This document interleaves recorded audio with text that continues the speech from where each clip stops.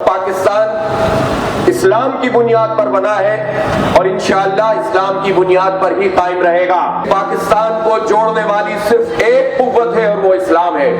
وہاں اسلام کے علاوہ ہر ازم قائم کرنے کی کوشش کی جا رہی ہے۔ ویڈیو آگے دیکھنے سے پہلے چینل کو سبسکرائب کریں اور بیل آئیکن پر کلک کریں۔ پاکستان کے نظریاتی وجود سے انکار ممکن نہیں۔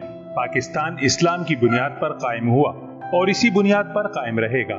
اسلامی شناخت ختم ہوئی تو تقسیم در تقسیم پیدا ہوگی۔ ان خیالات کا اظہار امیر جماعت اسلامی کراچی حافظ نعیم الرحمن نے کراچی پریس کلب پر جماعت اسلامی حلقہ خواتین کے تحت واک کے شرکاء سے خطاب کرتے ہوئے کیا۔ جماعت اسلامی کراچی حلقہ خواتین کے تحت خواتین کے عالمی دن کے موقع پر واک کا اہتمام کیا گیا، جس کی قیادت حلقہ خواتین کراچی کی ناظمہ عصمت سفیر نے کی۔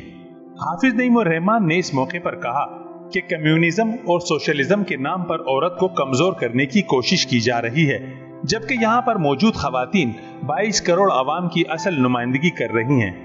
سب سن لیں کہ پاکستان کا وجود ایک نظریاتی وجود ہے اور پاکستان اسلام کی بنیاد پر بنا ہے اور انشاءاللہ اسلام کی بنیاد پر ہی قائم رہے گا۔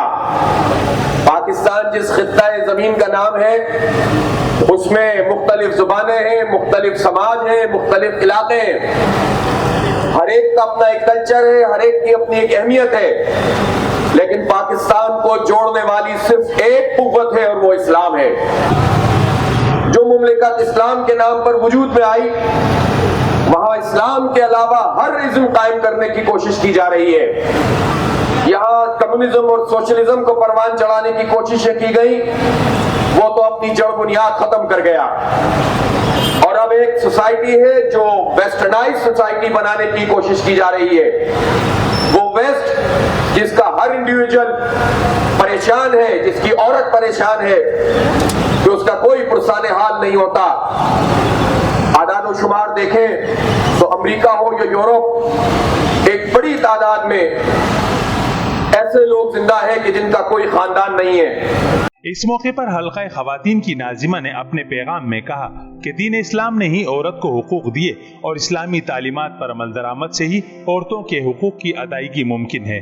عورت کے امپاورمنٹ کے حوالے سے ہم یہ بات کرتے ہیں کہ اسلام سب سے زیادہ عورت کو امپاورڈ کرتا ہے۔ اگر عورت کو اسلام نے جو حقوق عورت کو دیے ہیں، اگر وہ حقوق اسلام عورت کو مل جائیں تو عورت کے عورت کبھی بھی ان دلفریب نعروں کی زد میں نہیں آئے گی جن نعروں کی زد میں اس کو لایا جا رہے گا۔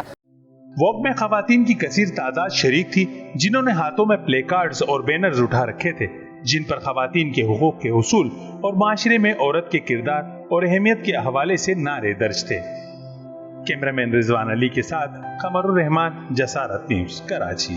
حالات و واقعات سے باخبر رہنے اور بے لاگ تبصروں و تجزیوں کے لیے چینل کو سبسکرائب کرنا نہ بھولیں۔